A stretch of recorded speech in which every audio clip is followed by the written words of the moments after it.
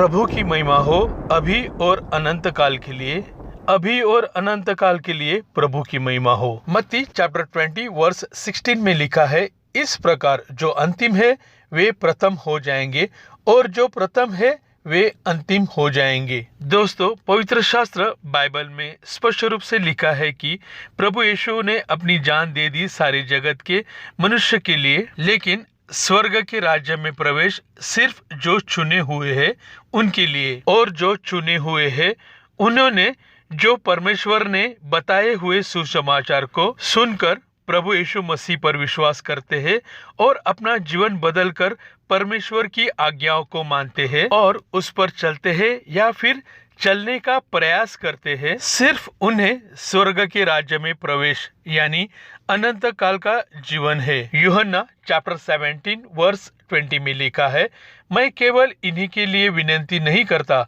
परंतु उनके लिए भी जो इनके वचन के द्वारा मुझ पर विश्वास करेंगे। प्रेरित यह शब्द यूनानी यानी ग्रीक भाषा में अपोस्तोलोस इस शब्द से लिया है। इस शब्द का मतलब भेजे हुए, जो प्रभु यीशु मसीह पर विश्वास करने वाले और प्रभु यीशु मसीह के आज्ञाओं को मानकर उस पे चलने वाले। पवित्र शास्त्र बाइबल में यह स्पष्ट रूप से लिखा है कि प्रभु यीशु मसीह को स्वीकार करके पिता, पुत्र और पवित्र आत्मा के नाम से बपतिस्मा लेकर परमेश्वर की आज्ञा मानकर अपना जीवन बदल दिया तो ही स्वर्ग के राज्य में यानी अनंत काल की जीवन में प्रवेश होगा, वरना मरने के बाद आपको दुख उठाना होगा। रोमियो चैप्टर 8 वर्स 8-9 में लिखा है, और जो शारीरिक दशा में है वे परमेश्वर को प्रसन्न नहीं कर सकते, परंतु जबकि परमेश्वर का आत्मा तुम में बसता है तो तुम शारीरिक दशा में नहीं परंतु आत्मिक दशा में हो।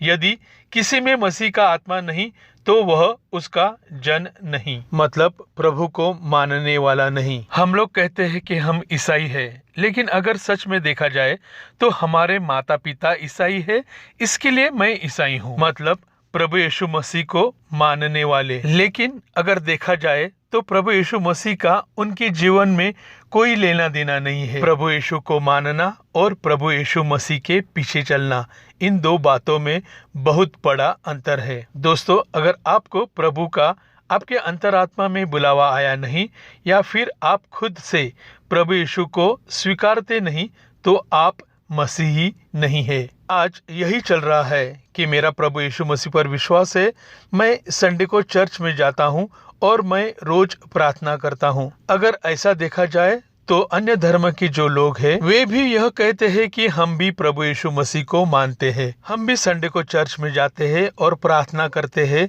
हमारा भी प्रभु यीशु मसीह पर विश्वास है। तो फिर हम में और अन्य धर्म के लोग में क्या फर्क है? वो लोग भी विश्वासी और हम लोग भी विश्वासी, लेकिन सच्चा मसीही वो है जो प्रभु यीशु के वचनों को सुनकर या फिर पढ़कर उस पर चलता है या फिर उन पर चलने की कोशिश करता है, वही सच्चा मसीही है। सिर्फ विश्वासी नहीं बनो तो परमेश्वर की नजर में विश्वास योग्य बनो, यानी प्रभु यीशु मसीह के पीछे चलने वाले। पहला यूहन्ना चैप्टर 2 वर्स 6 में लिखा है, जो कोई यह कहता है कि मैं उसमें बना रहता हूँ, उसे चाहिए कि वह स्वयं भी वैसे ही चले जैसे यीशु मसीह चलता था। बहुत सारे लोग यह मानते हैं कि हमारे मन में परमेश्वर है ना, तो फिर हमें सिर्फ प्रार्थना करनी है और हम जैसे रोज अपनी जिंदगी जीते हैं ऐसे ही जिंदगी को जियो। किसे मालूम मरने के बाद कौन किधर जाता है?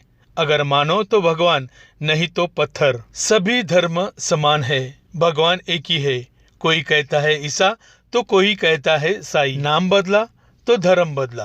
तुम अच्छा कर्म करो, हम कौन से धर्म को मानते हैं इसमें कोई मतलब नहीं। सभी धर्म समान है। ऐसी बातों से आप बचे रहे। ऐसी बात करने वालों के लिए एक जगह संभाल के रखी है। ऐसे विचार रखने वाला मसीही मनुष्य मसीही विरोधी है। मैं अच्छा हूँ, मैं क्या करता हूँ मुझे मालूम है, मुझे मालूम है कि जिंदगी कैसे जीनी है। अगर ऐसे विचार आपके पास है तो आपको प्रभु यीशु मसीह का कोई लाभ नहीं होगा। प्रभु यीशु मसीह दया करने वाला है। मैं अपने मन के विचार से कैसे भी जीऊं तो भी प्रभु मुझे क्षमा करेगा। ऐसे मन में विचार रखने वाले बहुत लोग हैं। व्यवस्था चैप्टर 29 वर्स 19 में लिखा है, और ऐसा मनुष्य इस शाप के वचन सुनकर अपने को आशीर्वाद के योग्य माने और यह सोचे कि चाहे मैं अपने मन के हट पर चलूं और तृप्त होकर प्यास को मिटा डालूं तो भी मेरा कुशल होगा। मतलब मैं अपनी जिंदगी कैसे भी जी लूं तो भी मेरा अच्छा ही होगा। ऐसे विचार करने वाले मनुष्य और उसके विचार सुनने वाले या मानने वाले सभी अपने नाश का कारण बनेंगे। परमेश्वर का क्रोध उन पर आएगा। यहोवा उसका पाप क्षमा नहीं करेगा, वरन यहोवा के कोप और जलन का धुआं उसको छा लेगा, और जितने शाप इस पुस्तक में लिखे हैं वे सब उस पर आ पड़ेंगे, और यहोवा उसका नाम धरती पर से मिटा देगा। फिर से कहता हूँ, हमें दो परमेश्वर या दो प्रभु नहीं है। पिता परमेश्वर अति पवित्र होने के कारण उसे अपवित्रता की ईर्ष्या होती है। वह अपवित्रता से ईर्ष्या रखने वाला परमेश्वर है। उसके जैसा पवित्र परमेश्वर ना तो इस जगत में है ना ही स्वर्ग में। उसके जैसा अति पवित्र सिर्फ उसका अपना वचन है, यानी उसका शब्द।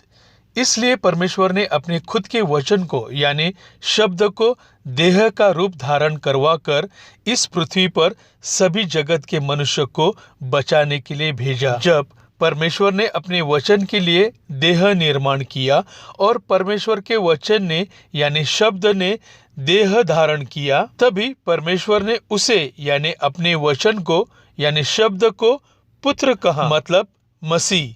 इसलिए परमेश्वर के शब्द को वचन को ही प्रभु यीशु कहते हैं। भजन संहिता चैप्टर 2 वर्स 7 में लिखा है, मैं उस वचन का प्रचार करूंगा जो यहोवा ने मुझसे कहा, तू मेरा पुत्र है, आज तू मुझसे उत्पन्न हुआ। प्रभु यीशु मसीह को हल्के में मत लो। प्रभु यीशु मसीह अलग परमेश्वर या अलग प्रभु नहीं है। वह परमपिता परमेश्वर के अंतरात्मा से निकला है। प्रभु यीशु वही पिता परमेश्वर है, यानी यहोवा। यहोवा इस शब्द का मतलब ही ईर्ष्यवान है। इसलिए हम इस शब्द का उच्चारण करते नहीं, हम परमेश्वर कहते हैं। निर्गमन चैप्टर 34 वर्स 14 में लिखा है, क्योंकि तुम्हें किसी दूसरे को ईश्वर करके दंडवत करने की आज्ञा नहीं, क्योंकि यहोवा जिसका नाम जलनशील है वह जल उठने वाला परमेश्वर है। हमारा पिता परमेश्वर अति क्रोधमय यानी गुस्से वाला परमेश्वर है। परमेश्वर स्पष्ट रूप से कहता है कि हमें दूसरे किसी भी देवताओं को दंडवत यानी पूजा नहीं करनी है। यह उसकी आज्ञा है। उसे अपवित्रता सहा नहीं जाती और उसे सबसे अधिक चिढ़ होती है कि जीवित परमेश्वर को छोड़कर अन्य किसी भी देवताओं को नमन करना यानी पूजा करना, दंडवत करना, यह उससे बर्दाश्त नहीं होता। जीवित परमेश्वर को छोड़ के किसी भी अन्य देवताओं को दंडवत करना,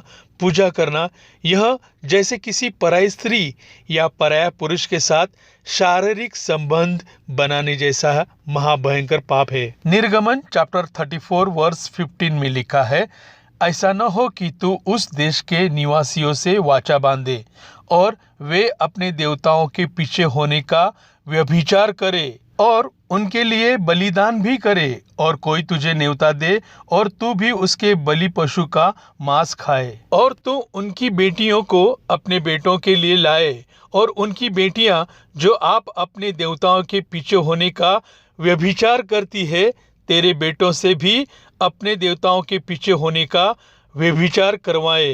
होशे चैप्टर 4 वर्स 13 में लिखा है, बांस, चिनार और छोटे बांस वृक्षों की छाया अच्छी होती है, इसलिए वे उनके नीचे और पहाड़ों की चोटियों पर यज्ञ करते और टीलों पर धूप जलाते हैं।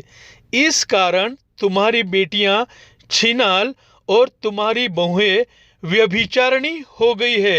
जब तुम्हारी बेटियां छिनाला और तुम्हारी बहुएं व्यभिचार करे, तब मैं उनको दंड न दूंगा, क्योंकि पुरुष आप ही वेश्याओं के साथ एकांत में जाते और देवदासियों के साथी होकर यज्ञ करते हैं, और जो लोग समझ नहीं रखते वे नष्ट हो जाएंगे। दोस्तों, इस वचन को ध्यान से पढ़े तो अन्य देवताओं को पूजना छिनालगिरी व्यभिचार जैसा महाभयंकर पाप है। पुरुष वेश्याओं के पास जाते हैं, मतलब अन्य देवता देवियों के पास जाकर जो उन्हें धूप जलाते हैं उनके साथ जाकर यज्ञ करते हैं।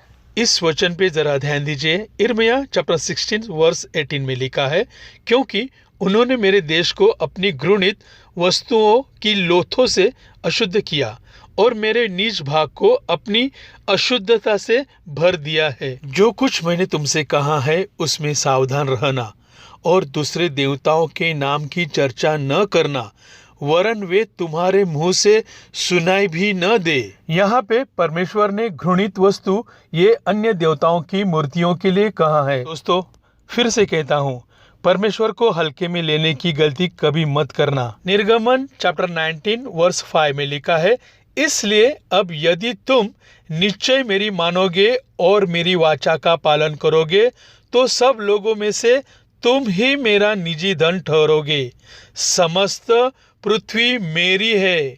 परमेश्वर हमें क्या समझा रहा है, इस बात पर हमें बहुत ज्यादा ध्यान देना चाहिए। अन्य देवताओं के नाम भी न लेने की आज्ञा दी है। अन्य देवताओं की पूजा करना यानी व्यभिचार करने जैसा महाभयंकर पाप है। इस पृथ्वी का राजा हमारा जीवित परमेश्वर है। फिर ये अन्य देवता है, ये आए कहाँ से? कौन है ये देवता? परमेश्वर ने अपने सामर्थ्य से स्वर्ग का निर्माण किया और स्वर्गदूतों को भी निर्माण किया। इन स्वर्गदूतों में जो सामर्थ्य था जो परमेश्वर ने उन्हें दिया था, इसलिए कुछ स्वर्गदूतों में घमंड उत्पन्न होकर उन्होंने परमेश्वर के विरुद्ध जाने की ठान ली। परमेश्वर ने इन दूतों को खास मकसद से बनाया था। उनमें लूसीफर नाम का दिव्य दूत था। वह बहुत सुंदर और शक्तिशाली था और परमेश्वर को खुशी देने वाला दिव्य दूत था। वह मनुष्य पर रखवाली करने वाला करूब था, मतलब दिव्य दूत था। लेकिन इस लूसीफर दिव्य दूत को उसके सामर्थ्य और सुंदरता पर घमंड होने लगा और उसे परमेश्वर ने उत्पन्न किया है यह भूलकर वह परमेश्वर के समान नहीं बल्कि परमेश्वर से भी उच्च खुद को समझने लगा। इस वचन पर जरा ध्यान दे। यहेजकेल चैप्टर 28 वर्स 13 से लिखा है, परमेश्वर की अदन नामक बारी में था। तेरे पास आभूषण, माणिक, पद्यराग, हीरा, फिरोजा, सुलेमानी मणि, यशब, नीलमणि, मरकत और लाल सब भांति के मणि और सोने के पहिरावे थे। तेरे डफ और बांसुलियां तुझी में बनाई गई थी। जिस दिन तू सिरजा गया था, जिस दिन उसे बनाया गया था, उस दिन वे भी तैयार की गई थी, मतलब उस दिन उसे ये सब दिया गया था। तू छाने वाला अभिषिक्त करूब था, मतलब नजर रखने वाला अभिषिक्त दिव्यदूत था। मैंने मतलब परमेश्वर ने तुझे मतलब लूसीफर को ऐसा ठहराया कि तू परमेश्वर के पवित्र पर्वत पर रहता था। तू आग सरी के चमकने वाला मणियों के बीच चलता फिरता था। जिस दिन से तू सिरजा गया, मतलब जिस दिन उसे बनाया गया और जिस दिन तक तुझ में कुटिलता न पाई गई, उस समय तक तू अपनी सारी चाल चलन में निर्दोष रहा। परंतु लेन देन की बहुताई के कारण तू उपद्रव से भरकर पापी हो गया। इसी से मैंने तुझे अपवित्र जानकर परमेश्वर के पर्वत पर से उतारा। और हे छाने वाले करूब, मतलब नजर रखने वाले दिव्यदूत, मैंने तुझे आग सरीखे चमकने वाले मणियों के बीच से नष्ट किया है। सुंदरता के कारण तेरा मन फूल उठा था और वैभव के कारण तेरी बुद्धि बिगड़ गई थी। मैंने तुझे भूमि पर पटक दिया और राजाओं के सामने तुझे रखा कि वे तुझको देखे। तेरे अधर्म के कामों की बहुताई से और तेरे लेन देन की कुटिलता से तेरे पवित्र स्थान अपवित्र हो गए। इसलिए मैंने तुझ में से ऐसी आग उत्पन्न की जिससे तू भस्म हुआ, और मैंने तुझे सब देखने वालों के सामने, मतलब सारे दिव्यदूतों के सामने भूमि पर भस्म कर डाला। देश देश के लोगों में से जितने तुझे जानते हैं सब तेरे कारण विस्मित हुए, मतलब सब दिव्यदूत विस्मित हुए। तू भय का कारण हुआ है और फिर कभी पाया न जाएगा। वैसे ही यशायाह चैप्टर 14 वर्स 12 में लिखा है, हे भोर के चमकने वाले तारे। लेकिन यहाँ पे अंग्रेजी बाइबल और हिब्रू बाइबल में लूसीफर लिखा है। तू कैसे आकाश से गिर पड़ा है, तू जो जाति जाति को हरा देता था, तू अब कैसे काट कर भूमि पर गिराया गया है। तू मन में कहता तो था, मैं स्वर्ग पर चढ़ूंगा, मैं अपनी सिंहासन को ईश्वर के तारांगण से अधिक ऊंचा करूंगा और उत्तर दिशा की छोर पर सभा के पर्वत पर विराजूंगा। मैं मेघों से भी ऊंचे ऊंचे स्थानों के ऊपर चढ़ूंगा, मैं प्रधान के तुल्य हो जाऊंगा, मतलब मैं परमेश्वर के समान हो जाऊंगा। परंतु तू अधोलोक में उस गड्ढे की तह तक उतारा जाएगा। जो तुझे देखेंगे तुझको ताकते हुए तेरे विषय में सोच सोच कर कहेंगे, क्या यह वही पुरुष है जो पृथ्वी को चैन से रहने न देता था और राज्य में घबराहट डाल देता था, जो जगत को जंगल बनाता और उसके नगरों को ढा देता था और अपने बंदियों को घर जाने नहीं देता था। यहेजकेल में लिखा है, तेरे अधर्म के कामों की बहुताई से और तेरे लेन देन की कुटिलता से तेरे पवित्र स्थान अपवित्र हो गए। परमेश्वर ने सभी स्वर्गदूतों को सभी मनुष्य पर नजर रखने के लिए रखा था। इन सभी दूतों को वॉचर्स कहते हैं। जब स्वर्गदूतों ने मनुष्य कन्याओं को देखा तभी वे उनकी तरफ आकर्षित हुए। मनुष्य कन्याएं बहुत सुंदर और मनमोहक थी और उनके खुले हुए बाल देखकर वे सभी स्वर्गदूत आकर्षित हुए। इसलिए संत पौल ने भी कहा है कि चर्च में प्रार्थना करते समय सभी महिलाएं अपनी बालों को ढक ले। लेकिन अब सब बदल चुका है क्योंकि सारी दुनिया उस दुष्ट के वश में है। अभी से सभी महिलाओं को अगर ये बात सही लगती है तो प्रार्थना करते समय चर्च में अपना सिर ढक ले, क्योंकि यह पवित्र शास्त्र बाइबल में आज्ञा है। जब स्वर्गदूतों को मनुष्य कन्याओं के साथ सहवास करके बच्चे पैदा करने की इच्छा हुई, तभी हनोक की किताब में लिखा है, तभी स्वर्गदूतों का मुखिया सामजा ने उन सभी स्वर्गदूतों से कहा, मुझे डर है कि तुम अपनी योजनाओं को पूरा नहीं कर सकते, मैं अकेले ही तुम्हारे अपराध का दंड झेलूंगा। लेकिन उन्होंने उसे उत्तर दिया, हम तुमसे शपथ खाते हैं और हम सभी अपने आप को आपसी बंधन से बांधते हैं, हम अपने लिए कुछ भी नहीं बदलेंगे, जो संकल्प हमने किया है हम उस पर अमल करेंगे। वास्तव में वे शपथ खाए और एक दूसरे को आपसी बंधन में बांधा। वे संख्या में 200 थे।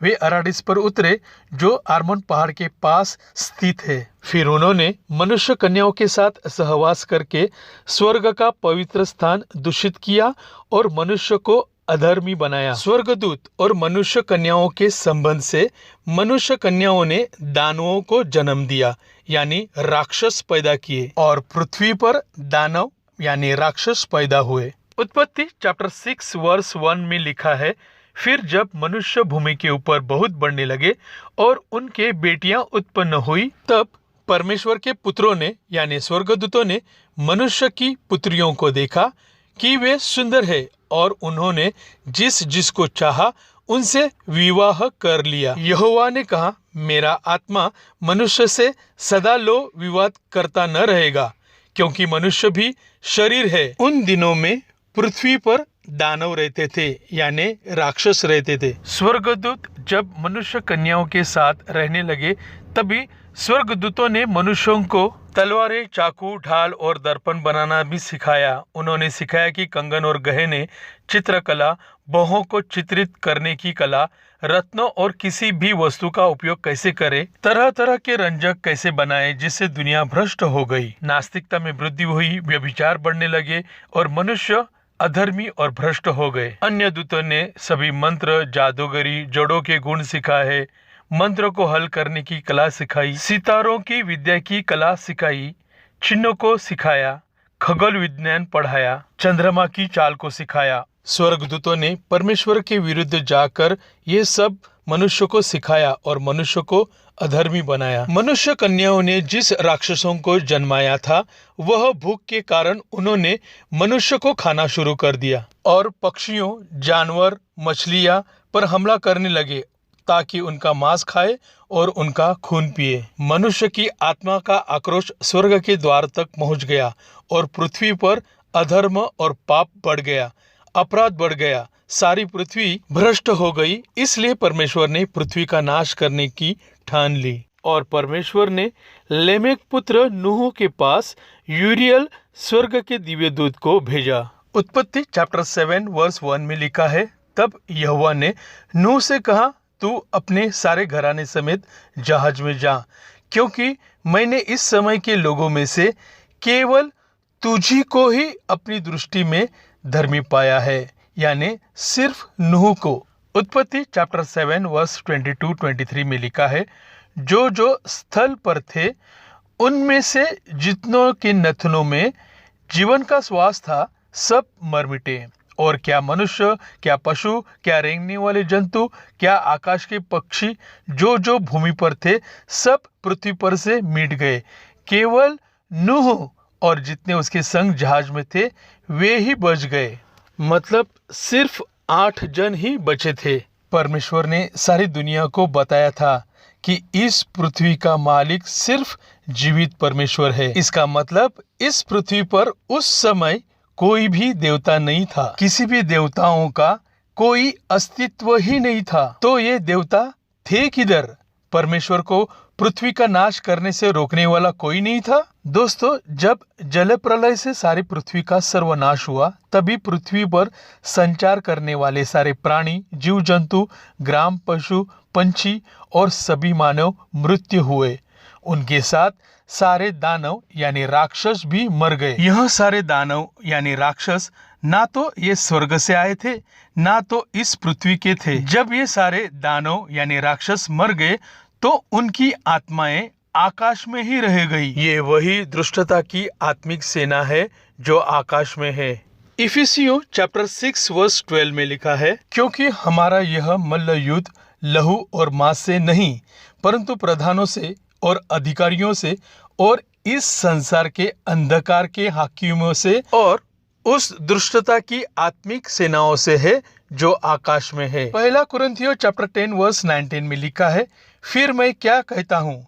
क्या यह कि मूर्ति पर चढ़ाया गया बलिदान कुछ है या मूर्ति कुछ है? नहीं, वरन यह है कि अन्य जाति जो बलिदान करते हैं वे परमेश्वर के लिए नहीं, परंतु दुष्ट आत्माओं के लिए बलिदान करते हैं।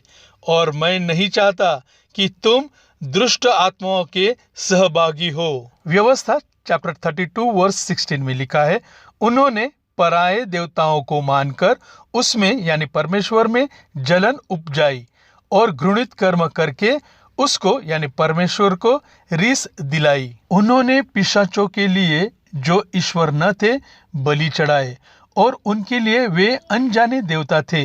वे तो नए नए देवता थे जो थोड़े ही दिन से प्रकट हुए थे और जिनसे उनके पुरखा कभी डरे नहीं। वैसे ही हनोक के ग्रंथ में चैप्टर 19 वर्स 1-2 में लिखा है, जिन्होंने मानव को अपवित्र किया, उनके बीच त्रुटियों को गुणित किया, मतलब अपराधों को बढ़ाया, उन्हें वहां तक पहुंचा दिया कि वे देवताओं के समान पिशाचों के लिए बलिदान करे। दोस्तों, इसका मतलब ये है कि ये सभी नए देवता नूह के बाद में आए। प्रभु यीशु तो प्रारंभ से है, इस पृथ्वी और ब्रह्मांड बनने से पहले, और परमेश्वर ने इस जगत की उत्पत्ति प्रभु यीशु मसीह के द्वारा की थी। दोस्तों, प्रभु यीशु मसीह ही पिता परमेश्वर है। मैंने मेरे पहले भी वीडियो में कहा है कि हमारा पवित्र शास्त्र बाइबल ये सारा रहस्यों से भरा है। तो फिर आप सभी अपने आप को मसीही बताने वाले और पिता, पुत्र और पवित्र आत्मा का बपतिस्मा लेकर पिता परमेश्वर को मानने वाले हैं, तो फिर आप सभी धर्म समान है ऐसे कैसे कह सकते हैं? तो आप लोगों की हिम्मत कैसी होती है इन नए देवताओं की जीवित परमेश्वर के साथ जोड़ने की, जो देवता है ही नहीं? जरा इस वचन पर ध्यान दे। यशायाह चैप्टर 46 वर्स 5 में लिखा है, तुम किससे मेरी उपमा दोगे और मुझे किसके समान बताओगे? किससे मेरा मिलान करोगे कि हम एक समान ठहरे? वर्स 9 में लिखा है, प्राचीन काल की बातें स्मरण करो जो आरंभ से ही है, क्योंकि परमेश्वर मैं ही हूँ, दूसरा कोई नहीं। मैं ही परमेश्वर हूँ और मेरे तुल्य कोई भी नहीं है। मैं तो अंत की बात आदि से और प्राचीन काल से उस बात को बताता आया हूँ जो अब तक नहीं हुई। मैं कहता हूँ मेरी युक्ति स्थिर रहेगी और मैं अपनी इच्छा को पूरी करूंगा। हनोक के ग्रंथ को अपने पवित्र शास्त्र बाइबल में जगह नहीं दी गई है, तो हम इस ग्रंथ पर कैसे विश्वास करें? लेकिन अगर सच में देखा जाए तो हनोक के ग्रंथ को परमेश्वर ने पहले से ही पवित्र शास्त्र बाइबल में जगह दी गई है। व्यवस्था चैप्टर 33 वर्स 2 में लिखा है, उसने कहा, यहोवा सीनै से आया और सेईर से उनके लिए उदय हुआ।